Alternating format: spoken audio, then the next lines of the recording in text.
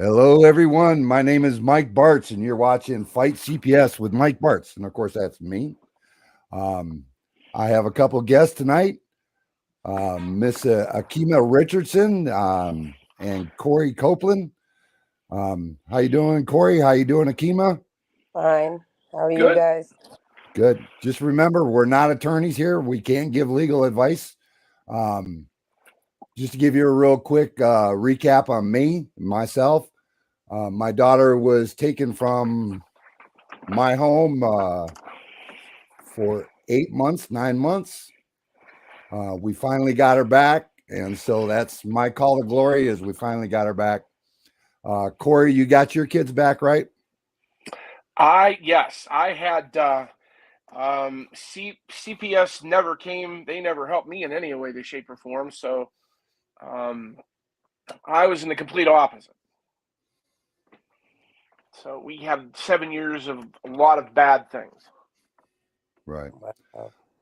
My the allegations they took my daughter out of the house was domestic violence, which was unfounded. There was no criminal court case or anything about domestic violence.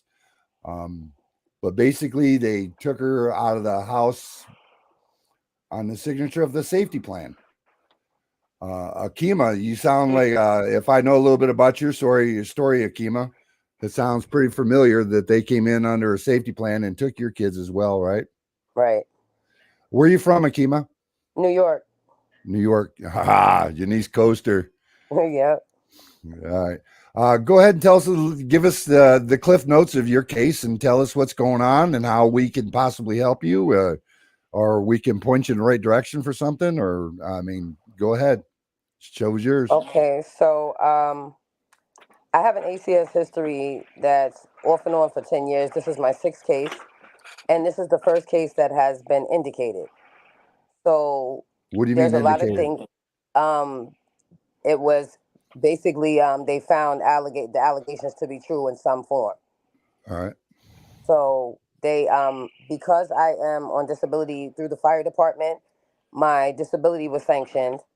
I was put on like you could say like a suspension or like a mediation where they're watching everything I'm doing according to this case.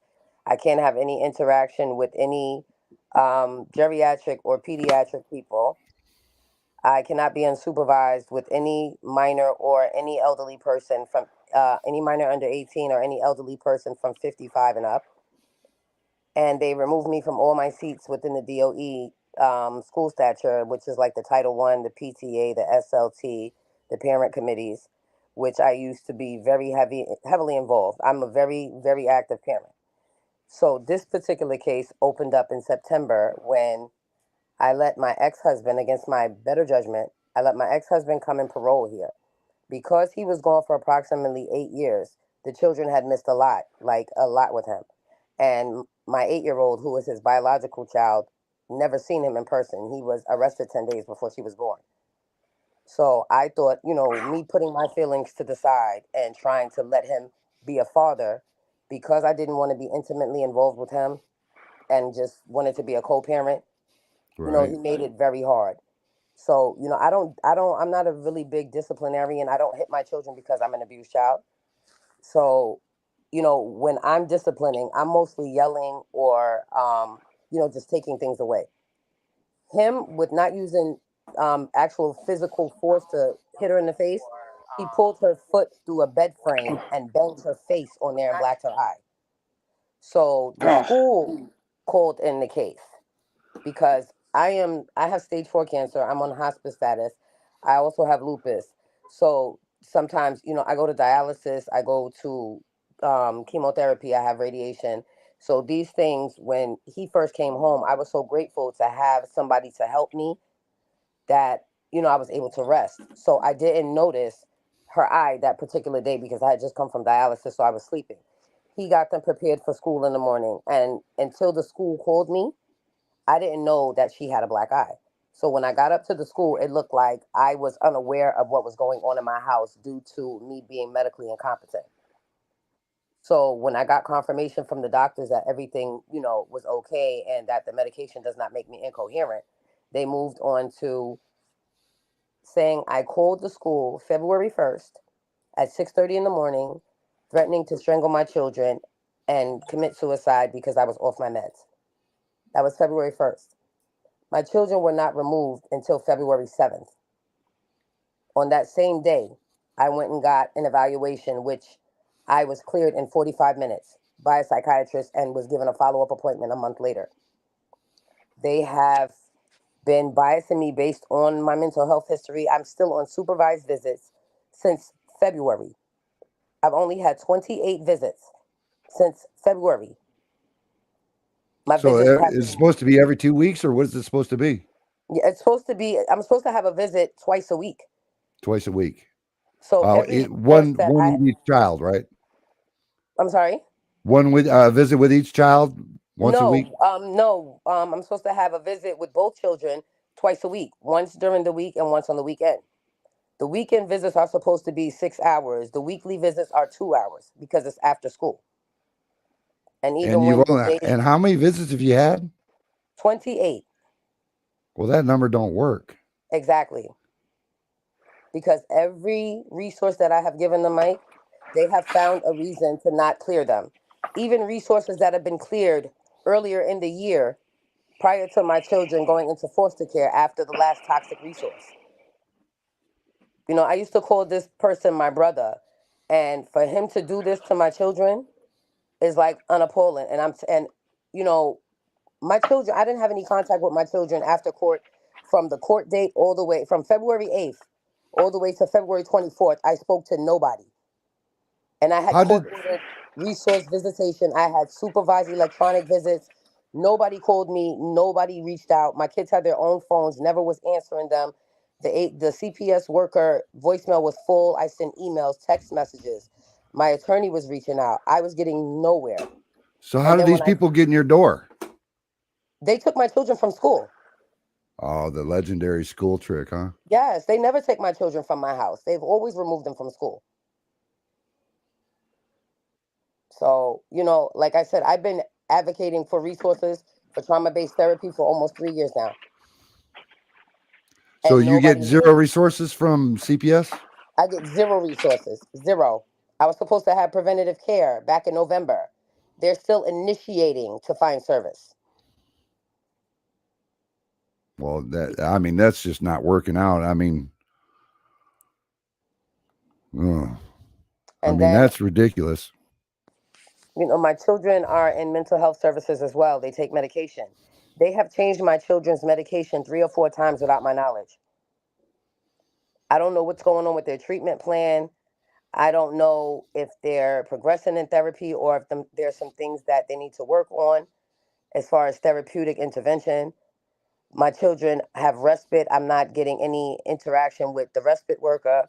The school has just finally, we were able to finally clear the air because the foster care agency had them under the assumption that I didn't have any parental rights or any educational rights.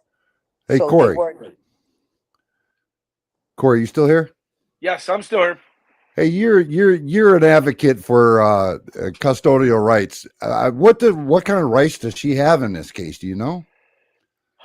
You know, I'll tell you the way I would go with this, and this is going to pound everybody, is go through the ADA. The American Disabilities Act covers just about everything that she said. Are you hearing that, Akima? Yes, thank you. Okay. And I have since my son has gone through dental neglect, medical neglect. He said cigarette Yes, burns. He said broken bones. yes. He Oh my went God. through dental neglect that had 10 cavities, 5 caps, a root canal, and extraction and abscess at 3 years old. 2,800 was about $2,704, and they wanted to prosecute me. And I told them, I'll have 5 attorneys down your throat tomorrow morning. Try me. So when I had to bully them, I mean, you know, they got physical, or they got ignorant with me, and I got ignorant right back with them. I don't recommend that. No, what, I did the I treat you like you treat me, and it didn't work out for me. So My that's kids were exactly out of right. therapy for 9 weeks, off medication for Yes. 9 weeks. That's educational neglect too, because that is stipulated on their IEPs. They must be medicated to be in that class setting. That's how I would go about that. Is, and again, I don't know what kind of representation or what, but I definitely would have. I would definitely go through the American Disabilities Act, because what they're doing is they're disrespecting your mental health, your physical health, Right. and everything that comes across with that. And that absolutely, as a matter of fact, you probably could get a civil rights attorney and nail all of them. Exactly. Yes. And I'll tell you what I would probably do is somebody like, who is Mike is to the civil, is it not the, who is the good for the civil rights? Is it the, it's a large group. They're out of New York you're City. talking about the law firm? Well, no, there's a group that's that would take this up. Not the NAACP. There's a group. I can't think of it right offhand, but they are that are this would be something of like the American civil rights, Civil liberties. Yeah. the civil. Yes, I Really? think they'd take this up in a heartbeat. Really? Because again, you are in stage 4 cancer, and they're harassing you. What Yes. Corey's telling you is there's organizations out there that will back you, Akima, just Yes. because of your situation, because of you having stage 4 cancer, because of the medication you're on, and because of your kids' situations and their medication and their mental status. You just got to look these organizations up, and they will literally jump on your band. They'll jump on your bandwagon in a heartbeat. I Because they're mean, restricting my visits and everything. They're like, they owe me 29 hours of parenting time. Oh my gosh. how did you let it go that far? They kept canceling visits because they said my resources weren't suitable.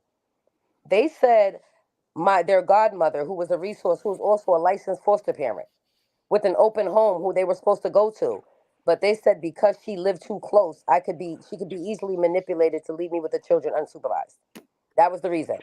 Well, then why'd they make her a foster parent? I mean, that's what foster parents do. Exactly, but she was a foster parent before my children. She's been a foster parent, and that's why I suggested her. And then the crazy part is, the only thing she asked my daughter, she said, have you seen your dad? And why don't you, are you ready to come home?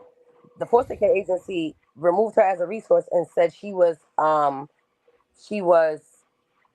there's something about she was, unsafe, or in, I can't remember the word that they use, but indecent basically, what she asked is not suitable to be talking about. Have you filed any kind of motion to get your back visitations done? I have, and because this is my 4th attorney, because the last 3 I couldn't get any access to speak to, and they're public defenders, but everything that I was asking for, I asked them to put in a 1028. They kept saying to me they wanted to make sure they would win.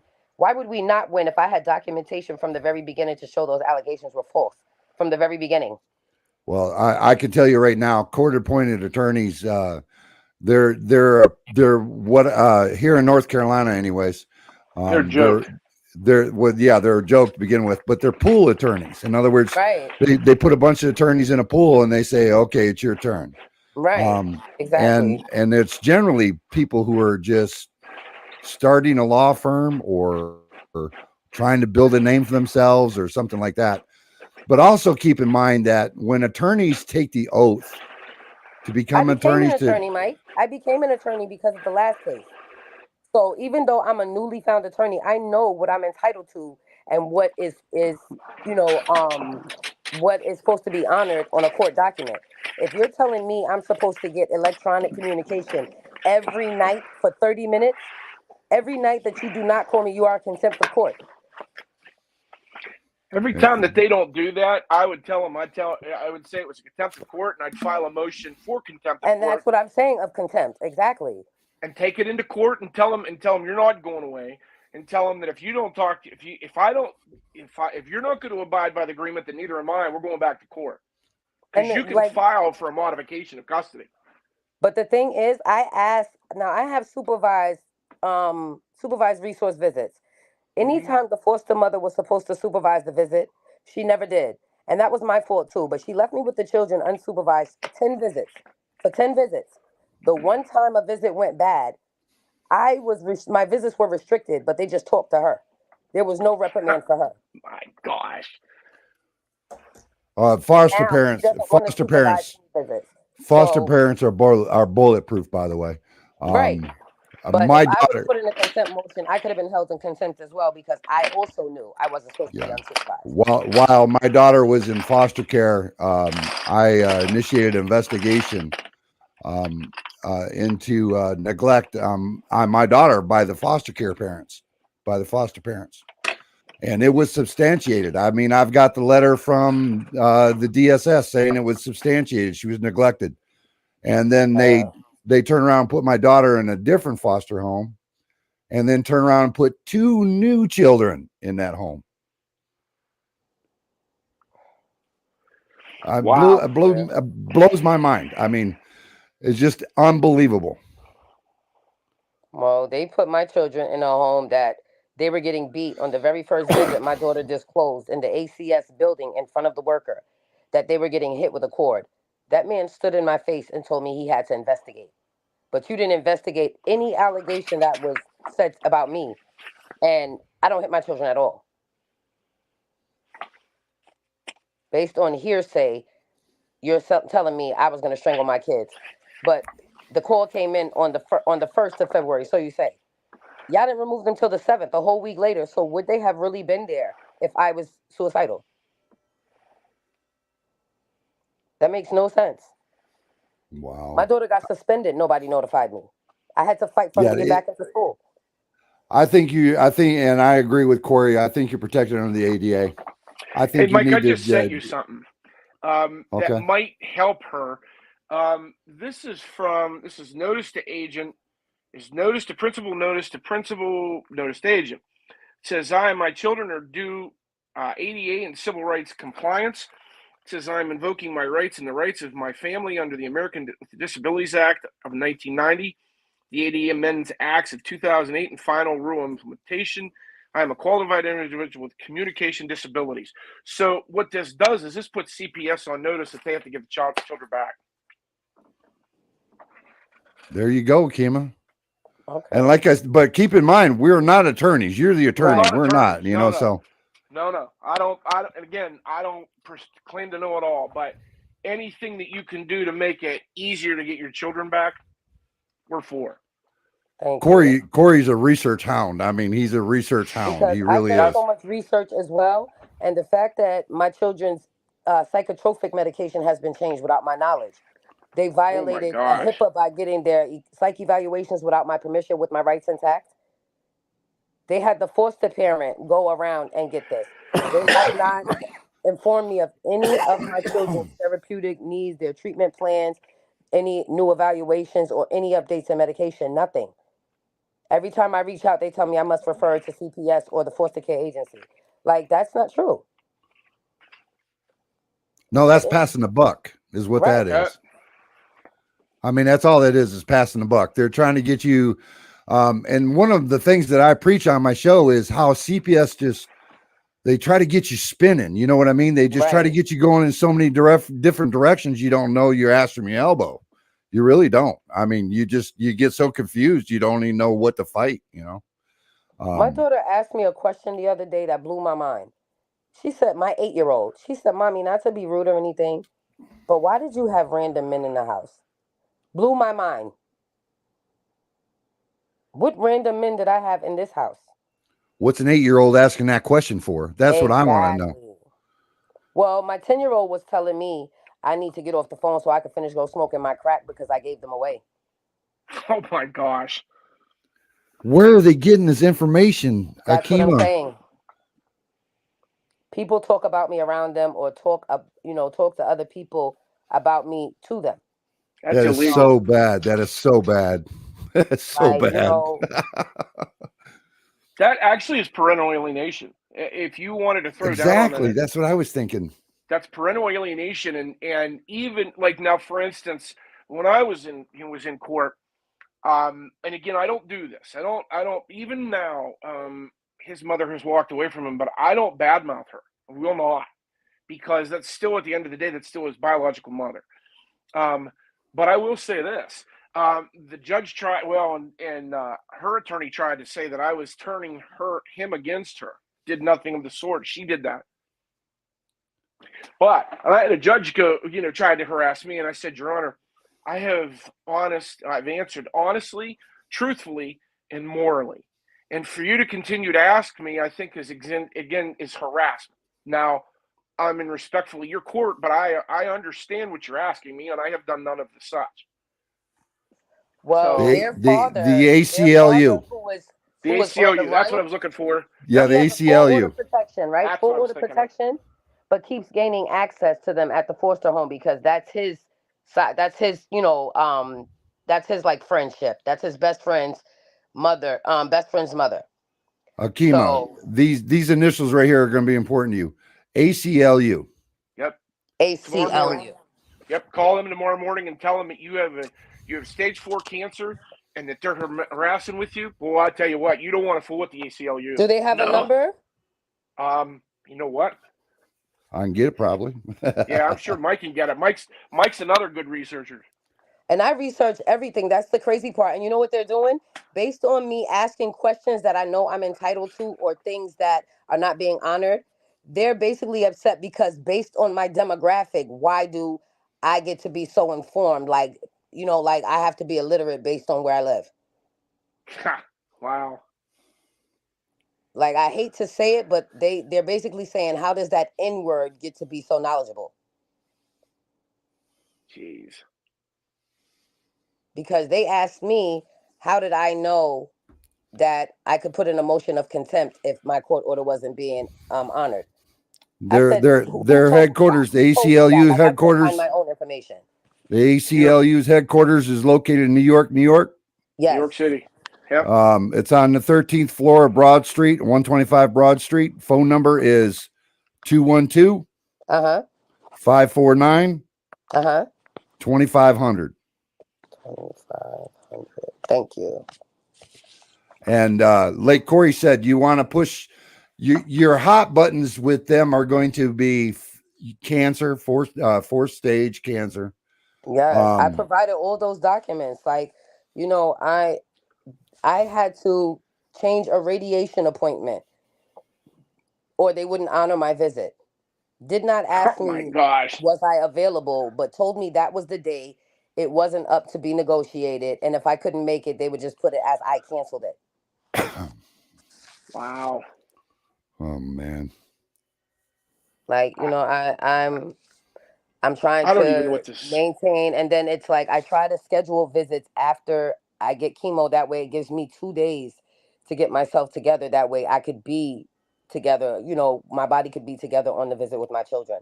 That way I'm not, So what kind of cancer do you have? May I ask? I have gastric carcinoma, but it has spread. Man. It's spread. I was in remission for 3 years. It just spread. It started spreading last year.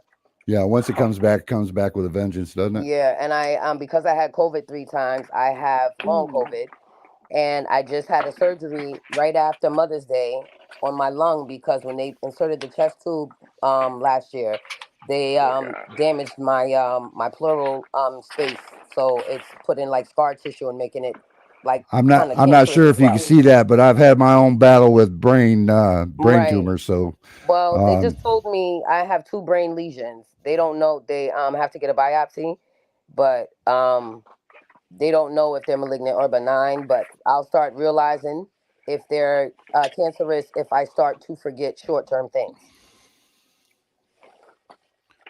But ACLU is going to be your stronghold. These people, and I don't believe they charge you a dime. Am I right, Corey? No, I don't think so. Yeah, I don't think they do. If they do, what I think they'll do is they'll go after. Oh, they could go after the court. I've seen them go after all kinds of law enforcement agencies and whatnot. And I've seen them go after judges. I have too. And I'll tell you the other thing about this is since they have harassed you and not only infringed you and your children's civil rights, they're liable to give you a bunch of money for it. I asked them Now, to give me this, trauma-based therapy based on my child being sexually assaulted 3 years ago. I went to them for Oh, help. heck. They opened a case on me based on, because I have a substance abuse history, was I under this the delusion of illicit substance, and was I intoxicated at the time of that abuse? hey, does New York have a parent civil rights in their They have an legislation? advocate, a parent advocate agency, but I was working with them at the beginning of the year, and every conversation I had with them, I let them know from the very beginning I was being, I was going to record it for my own proof that I was allowed to do that. And once she got on, I guess she got tired of me calling every day or 3 times a day. So one day she picked up and she was like, "What is it today, Miss Richardson? I'm getting ready to go home. Are Like, you what I serious? had to say was not important." Oh, man. I would have kept her on the phone for 3 damn days. I So swear to when I God. told her that she was still being recorded and I'd like to speak to her supervisor since she's going home, now she can't talk to me anymore. She can't work with me, and the agency can't work with me anymore due to me tape recording. And I said, "Well, is that a policy, worldwide, or is that just in this office?" She said, "Just in this office." So Yeah, it's an just an office inter-office thing. Yeah. memorandum. Okay. Well, can I speak to the supervisor of the office and get that in writing? Oh, And she hung up man. on me and never answered again. Yeah, you got to get somebody fighting on your side. Nothing that, I mean, I don't want to talk ill of people trying to earn a living, but these court appointed attorneys are jokes. Like, I worked with, this is a big firm. I've been working with them off and on for the last 10 years. This is the first time. They never disappointed me until now. They put me with a grad student. We basically got the same amount of information. I could defend myself if that's the case. I Wow. honestly knew more than he did because he had to keep going to supervision to get confirmation on things I already told him I was confirmed about because I did my own research. Just like they told me, all of a sudden, foster care agencies have a law called the prudent parent law, where if the parent does not allow these children to go on certain trips or certain outings with the Yep. foster care family, that they can override what you say. Yeah, the prudent parent law was used against me and my wife. Oh, they used it twice against me already and took my kids. The foster parent took my kids out of state, 3 states away. Yeah, On my visiting day, and did not ask me, was it okay? And I didn't get another day to replace that. yeah, the foster parents took my daughter from North Carolina to Florida, which is not that far, but still took her to Florida, took her to Michigan, took her to Kentucky and Tennessee. And every All time they underneath, do this, all underneath the prudent parent. oh, see, and that's what I'm saying. It's like unbelievable. But you owe me parenting time, and you're telling me because you guys don't work on the weekends, and you won't clear my resources because now, when I give you a resource that cleared all the way back in February to where the kids were going to be able to live in the house with this resource if she stayed here, but something else happened where she had to stay where she was at. But she was cleared already back in February. So you're telling me now I give you her name again, and all of a sudden she's not cleared? Okay, But you I'm want to know gonna give you. I'm gonna give. everybody living in her house, and how long she's been at this address. Like, we're having visits over there. I'm gonna give you a little secret about me. I may not look like it, but I'm an old son bitch. I'm 60 years old. I'm 60 years old. Oh, wow. I married a woman 30 years my junior. All right. And Okay, we ended up, Rolling and we my game used to be really good. But yeah, I had a pretty tight game back in the day. But I married a woman that's 30 years my junior, and we end up having a child 2 years ago. All right. Okay.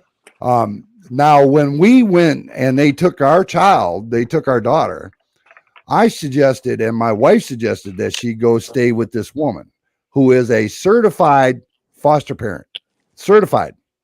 I mean, clean bill of health, signed off, and it was within months of them taking my daughter that she was signed off prior to my daughter taking. So she was brand new. So she was good to go. But you want to know the reason why they didn't let her go there? It's because she was 64 years old. Now remember, I'm 60. So they're basically saying us old bastards can't have kids in our house. So yeah, I know what you're talking about. Well, So you want to hear something hilarious? My daughter has a para that she's been working with for the last 2 years. Her para is 20 years old. The para cleared for CPS, but because she's not 21 years of age, she's not considered an adult. right. She's not considered an adult, so Wow. CPS she can't considers be a resource. But she's been supervising my child's well-being in school, her education, and working with her on a one-to-one basis. But because she's not 21. wow. That's why I'm just like I anything that could possibly, aid me in reunification. There is always an issue. Yeah, well, Always an issue. I'm a pair of what Corey said, and Corey said ADA is your ticket. I 100% agree. The ACLU is the ticket puncher for you. The ADA is the way to go. It really is. Just my opinion.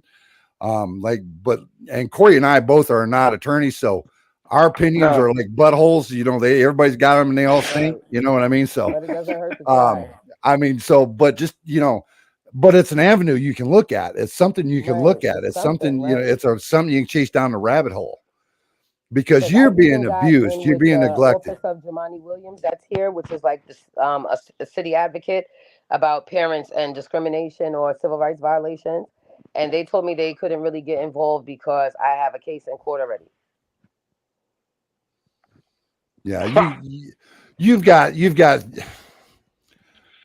I have no familiar support because, again, because of my drug history, me and my family are estranged. And I'm okay with that. Once I got clean and I didn't want to be a doormat anymore, you're not going to ask me for money and then talk about me or, tell me how much of a bad parent I am because my kids were in the system off and on. But you guys don't help me with anything. You just reach out and what does she do now? But you never ask what happened. this You is never another ask one of what's this going is on. another one of their tactics and tricks, and they did it to me and my wife when they took our daughter.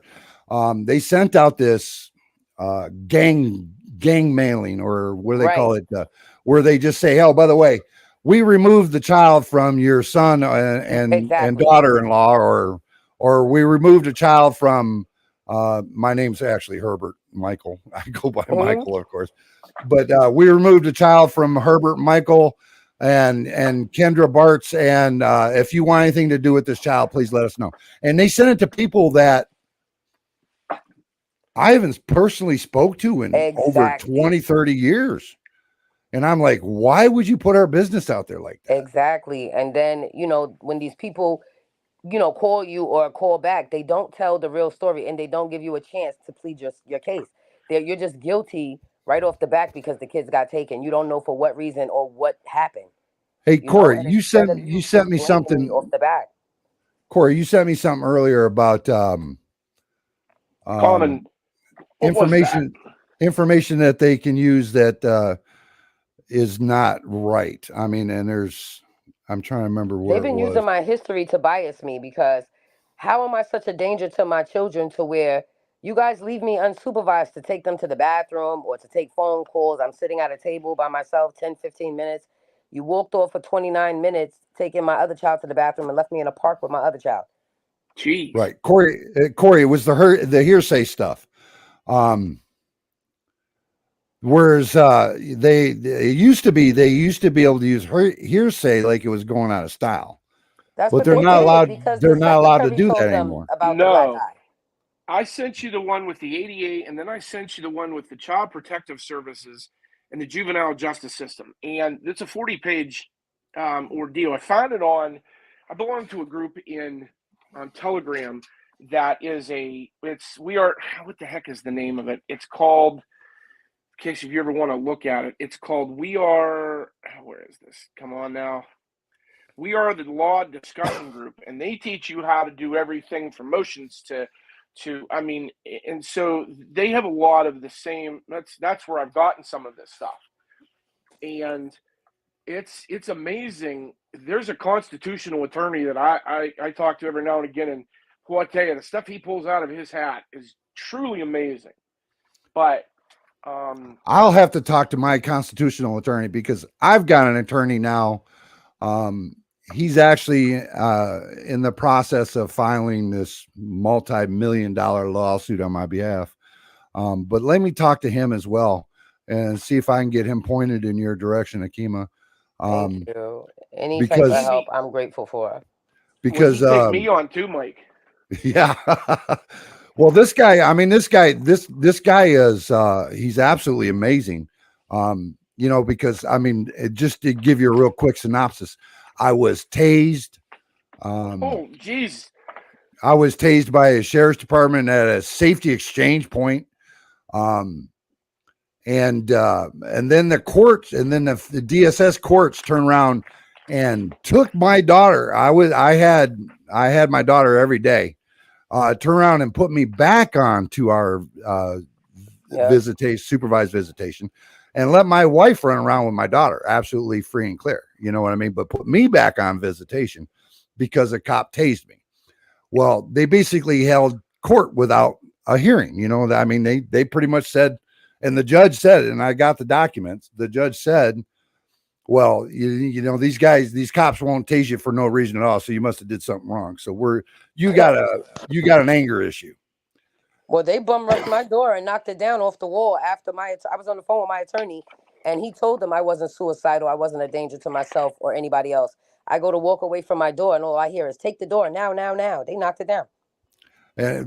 So anyways, I go to court because they arrested me for disobeying a police officer or something like that. And I go to court, and of course, once they watch the video of the cop's body cam, they dismissed all the charges. They dropped all the charges. So and give absolutely no reason for the dismissal, just drop the charges altogether. So that attorney, or my civil rights attorney, is running with that. He is going to say, well, that's alienation of parenting, that's your violation of civil rights, because they took you and put you on supervised visitation. They didn't provide you resources to go to visitation. And that's always been my argument. I live a county away, and which is in North Carolina, which is well over an hour away. I live an hour away from where the supervised visitation was supposed to take place. And I drive a big, lifted, stupid ass truck. I can't afford to drive it. But they wouldn't provide me resources, so I couldn't afford the gas to go to visitation. And they're going to hold that against me? Bite me. You know what I mean? So, well, I had medical appointments that were life-threatening, like dialysis and chemo, and they told me I either could come to the visit or go to my appointment and be considered a no-show. They can't tell you that. They can't do that to you. That's illegal. Oh, yes. They told me if my children didn't want to come to a visit, that wasn't their choice. If I wanted to visit, they had to come. But then on the flip side, when my daughter had an outburst and told these people I said I was going to bash her head in, which was a complete lie, said I was going to bash her head in, and they just came in and restricted my visits and told me that I can't have any visits until further notice because my children are afraid to be with me by themselves. But called me every night until the next visit. Akima, you got a case. I would get a bunch of headhunters on this. I really would if I were you. I wouldn't let these people do this another day to me if I were you. I've been asking, I'm not trying to blame anything on my health, but I have lost over 100 pounds within these last 10 months. And I don't want them to say I'm medically, stressing myself to where I'm making myself sick, which I am. Mentally, I'm not, unfit, but I'm unraveling because the things that they're doing, this shit is unbelievable. It's unbelievable that you're saying you're there for family reunification, but you don't provide any supports, anything that I request or advocate for. I cannot self-refer myself because I'm with a city agency. So they have to put in the referral. And then they drag their ass and make you lose time slots or places on the roster to where you fought to get into that. Somebody squeezed you in. And because they take forever to sign off, you lose your slot. And now you're upset. So you're being a little aggressive because you're trying to do something for you and your family's well-being. And they're restricting that. So what do they do now? they restrict your visits based on aggression because they don't feel like you're appropriate around the But children. that's But this one. That's conversation is another. not even happening around the kids. That's another CPS trick or tactic. Is they love to use aggression, the word aggression a lot, but they don't know the difference between passion and aggression. And I say that all the time, Mr. Mike. I say that. They do not know the difference between passion and aggression. The day I got tased, me myself, I say I was being passionate because I looked at the cop dead in the eye. I mean, didn't use nice words at all, but I basically told, I hate cops, by the way. I don't know if you could tell, but I hate cops. I mean, yeah, I have zero respect for these guys. But I mean, they're needed. Don't get me wrong. They're needed. There's people out there, they help. But I'm not one of them. I mean, they just, I have no use for them. Right. But that I got off. I got preaching. I'm sorry. But anyways, I had absolutely nothing nice to say to the guy, but I told him, I was like, look, I go to jail for kissing my daughter goodbye. How about that? Exactly. And call back Mr. up. Mike, Call back up because you're not going to be able to do it yourself. I mean, Right. I'm 6'7", 350 pounds, you dumbass. You're not going to get me in handcuffs unless I let you. And you were in the military. Yeah, I'm ex-military. And I told him, I was like, go ahead and call back up because I go to jail. I'll go to jail over kissing my daughter goodbye. So And you see, have I feel the same way, Mr. Mike, because according to my history, up until 3 years ago, no CPS worker would come to my house without a police escort. Because I would tell them these same things. You're being videotaped as soon as you step into my home. If you say something that I am uncomfortable with, I cannot ensure your safety. And as you can see from my history, I have been to jail numerous times for assault. So one more added to the record would not shame me, I would not hesitate at all. But there's difference between the passionate parent fighting for their child and aggression. Right. I mean, I'm not being aggressive. I'm just speaking the truth. I'm ready to go to jail to kiss my daughter goodbye. And me, if that's what you insist on happening, well, then that's what's going to happen. I mean, I'm willing to do it. I'm willing to be the big boy here, and I'll pull up my big boy pants and we'll do this dance if you want to. But what I don't understand, their father, who caused all of this destruction from the very beginning, is evading the law with 7 open warrants right now, on the run from parole, but yet is requesting supervised visitation via Zoom. And these people are willing to honor his supervision while he's evading the law. I don't understand. Well, the woke world that we're in right now, they're so afraid to go after criminals. So you got, I mean, that's, and he is thriving based on that. So he told the children if they go to another foster home other than the one they're in, he would kill me. Is he? I'm not trying to be offensive here, but is he a black male? Yes, and he's on parole for murder. Well, I mean, a black listen to this, Mr. Carl. They told me because I let a murderer into my home, I used poor judgment, but they had to clear him to come there. Yeah.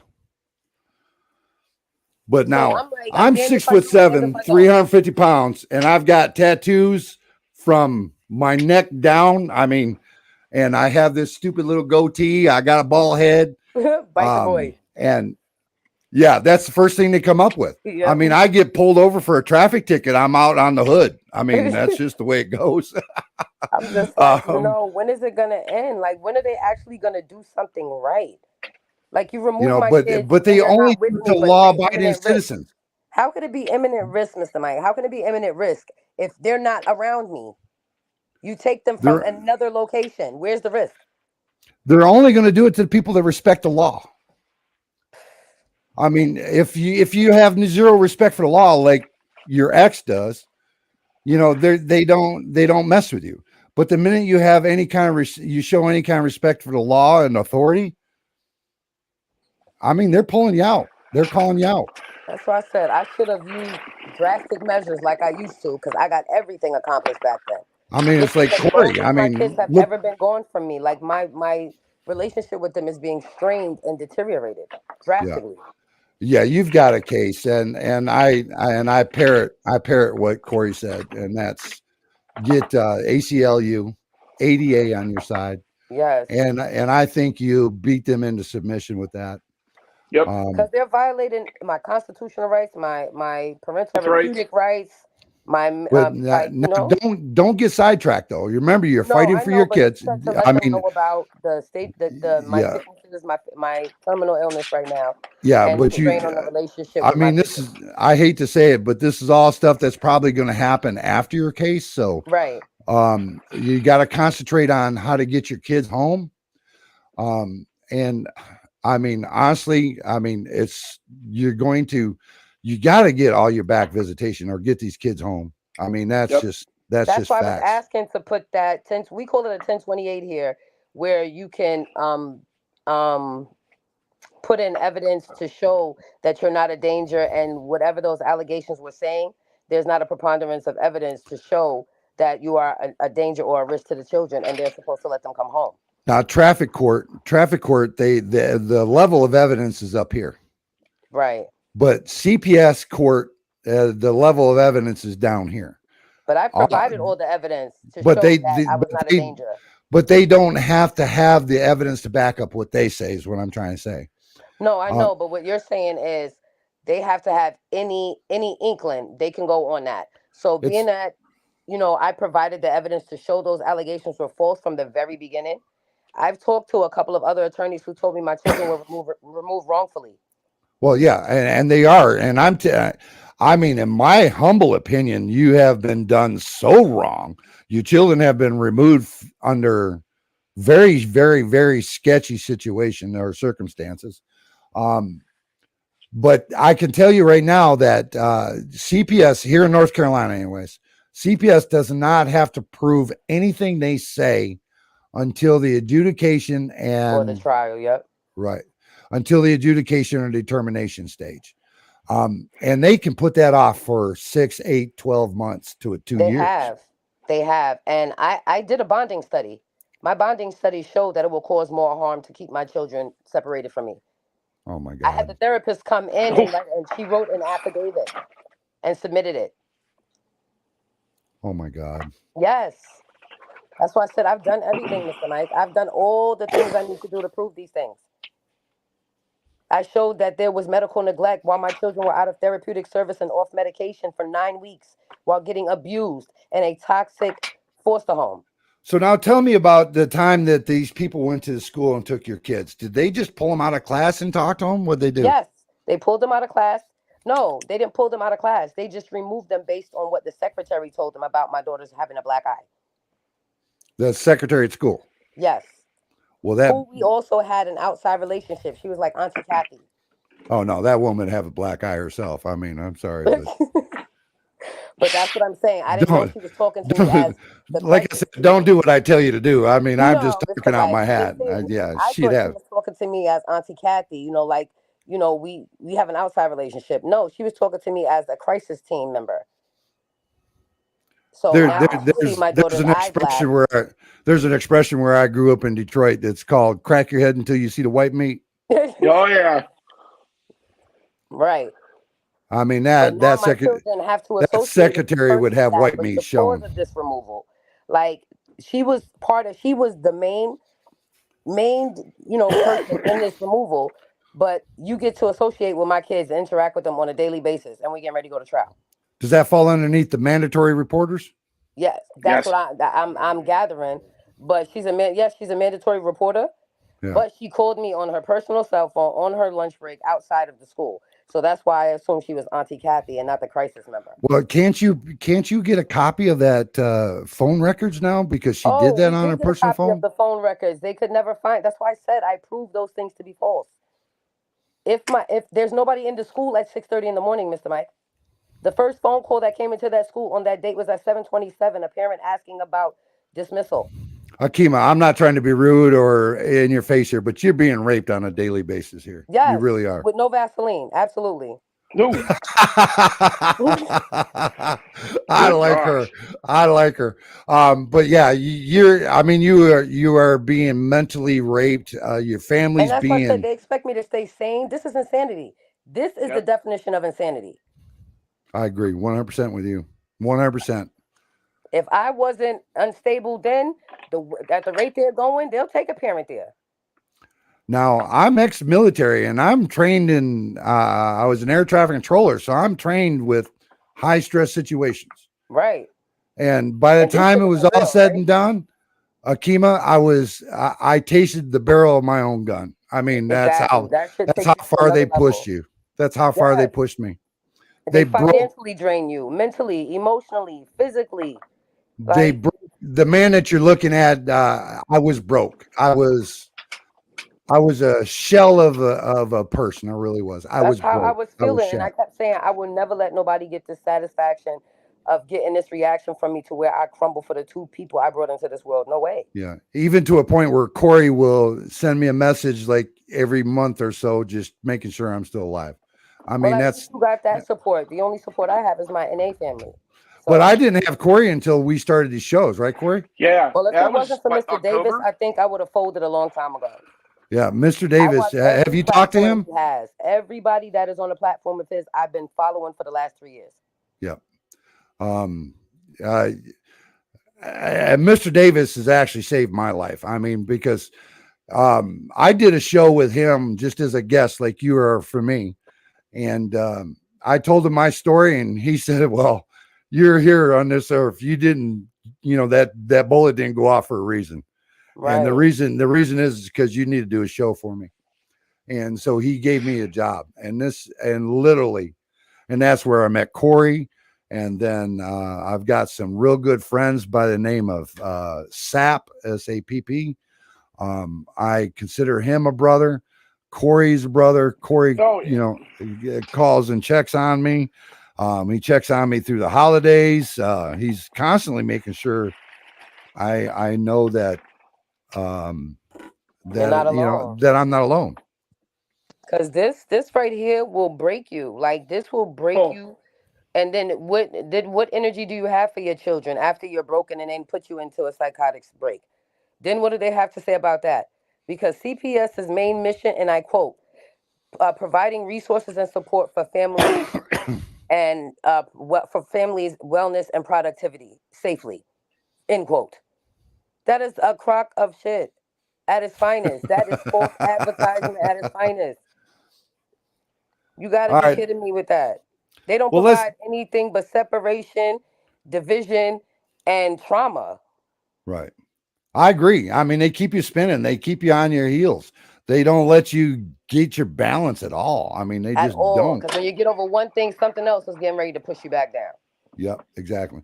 The last 5 minutes of the show, let's talk about some CPS's tricks and tactics that they use to trap people into this stuff. Okay. Okay. What would you say is some of their famous tricks for you? Would they use on you? Me not wanting to sign a HIPAA to restrict my visits. Right. So the minute that you refuse to sign it, what they do? They stopped my visits saying that I was being non-compliant. Right. So they And so I basically had to get a court order. weaponize your children against you. Right. That's Corey, a what do you got? What do you got, Corey? You know what they used to do to me, and I'd get mad, and I go, let's see, this is just me. Not Corey. That Corey don't get mad. Oh, I tell you what, I had an anger problem for 7 years, and I let it be known any chance everywhere and every place and every person I've met. But what they do is you call them and say, hey, if you have any questions, please feel free to call me. They wouldn't answer the phone. So this one time, this caseworker goes to me. She goes, what do you want? I said, you ever talk to me like again? I tell you what, my mom and dad never talked to me. I'm damned if you're ever going to talk to me like that again.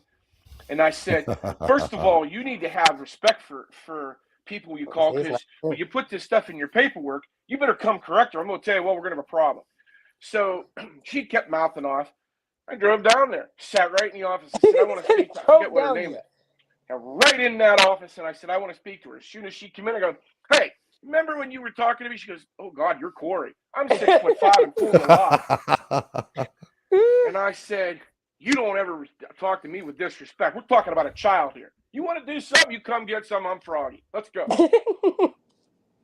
Oh, Now, yeah. see, when I'm acting like that, after I've been real cordial, compliant, humble, and patient, you get frustrated to the point where you want to put hands on the situation to get a result.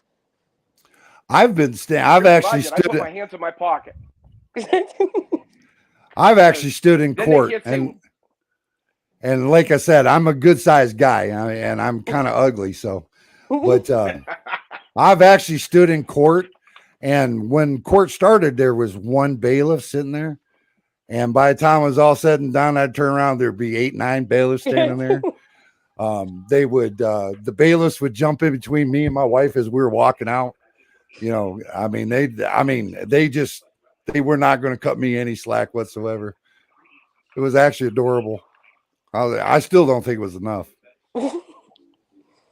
Well, I told you, according to my history, they always come with police. They don't come by themselves. Because I said you can leave in a bag or a box all the time. All right. So how do we stop them from getting the kids out of school? How do we do that? They're supposed to have a warrant, aren't they? I'm not sure. I don't think they need a warrant to talk to your kids in school, do they? No, to remove your children, they need to have a warrant. yes, they haven't had to have a warrant. And they didn't have one. Not Yes, from they the need to have a school. Stringent warrant. circumstances. Not from the school. Yes. Oh, really? See, I didn't know they had to have that. That's something new to me. If you read that, that ADA situation that I sent you, on the bottom is this document presented without warranty, express or implied, and is for education and for me. They have to say that. Right. This wording on this notice dismantles the BS that CPS relies upon to use fear or a disabling tool for your ability to think your way or out of situations that arise. If you choose to use this notice, I disclaim any and all liability. Again, this is, but what it does is, where did I just read this? Hey, can somebody tell me the difference between a warrant and a court order? Court order Warrant is something is the judge. with the judge. Court order is with the A county warrant. police system. And doesn't a warrant go through the sheriff's office? Well, Not judge in New would York order City. It goes through our court orders go through our family court, but it doesn't have to be if Right. it's a violent warrant, it could be done through the police department and then sent to the family court. So if CPS shows up, knocks on my door with a court order, they can kiss my butt? No, Yes. you have to abide by that court order. Oh, really? You really because do. it's signed by the judge. They tell me you don't. The only way that they are allowed, because again, through its private property, is that if they have a warrant, anything else is irrelevant. Right. Because See, they that's go what through that's court my orders understanding. Without you knowing. Well, and here's the thing: if you let them in, then you accept what they have to say, and you just tell them, say, unless you have a warrant, get out. You're on private property. Now, here's the way you deal with this. From what I understand from school, because I hear horror stories and it scares me. I don't want, but so in its school, so your kids are considered private property while in school. Well, technically, no, Carlos, they're not. Technically, under the chancellor's law, rules, and regulations, your children belong to the property of the DOE between beginning and ending of school hours, unless you provide documentation which excuses them from supervision. Well, here's the kicker: I send mine to a private school which does not take any state money. Oh, so then your situation is very different. Then they are private property. Yep. So wait a minute. That means you've got money, Corey? I wouldn't say that. I've spent $200,000 on keeping this bad boy floating. Let me hold it. Let me hold about 10 grand. I mean, just let me hold it. I'm trying to make it back. I'll tell you what. I'm doing is meditation right now, and I'll tell you it's worked well. Because it's taken my anger away from me. You know, one of the things that I think that we all can agree with is the level of anger, and Mike and I've talked about it, it's outstanding. Like, it's just ridiculous. And I think that, honestly, I told one of the county CYSs that it was going to get ugly if they continued to harass me.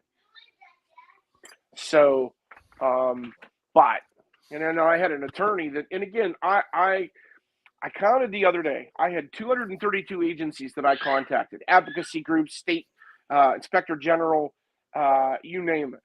The human and health services, the legal department. I mean, I went completely nuts, completely wild.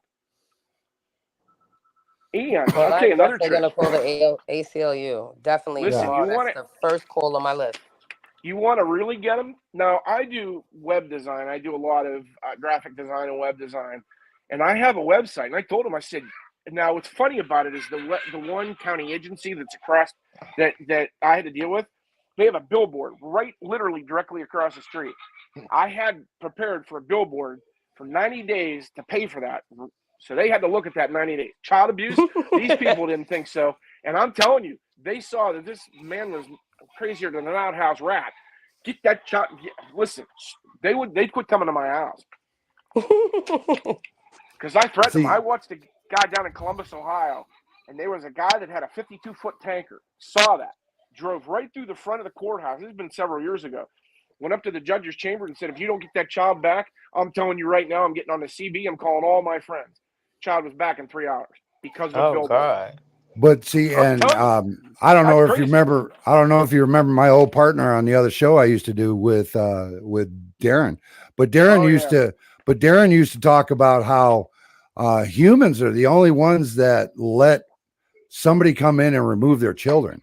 That's I said the same thing. Only in the United States can your child be removed because it's of something Canada too. said. Canada does the same thing. Oh, Canada's brutal. Yeah, Canada's ruthless. Excuse me, bears. I mean, if you went in and tried to take a bear's baby away from them, you'd end up shredded meat. A little chickadee, you go up there and try to take a chickadee out of a nest. I've got my head knotted by more birds than anything. I mean, they get violent. I mean, they protect their kids at all costs. All right, y'all. Well, we hit our hour mark, so we're gonna have to bring this show to an end. Akima. Yes, thank you for the information, Carlos and Mr. Mike. You guys have been great. Corey, you're a wealth of information, brother. I love you to death. You too, buddy. Akima, ACLU. Yes, definitely. Thank you, Corey, so much. Hey, you're more welcome. But Corey hit that on the head with your situation. So just chase that down, jump down that rabbit hole, take it till you can't take it any further. And remember, aggression versus passion. Keep your passion about you. Keep your aggression in check, but express it as passion. And just remember, you got to get these people out of your life.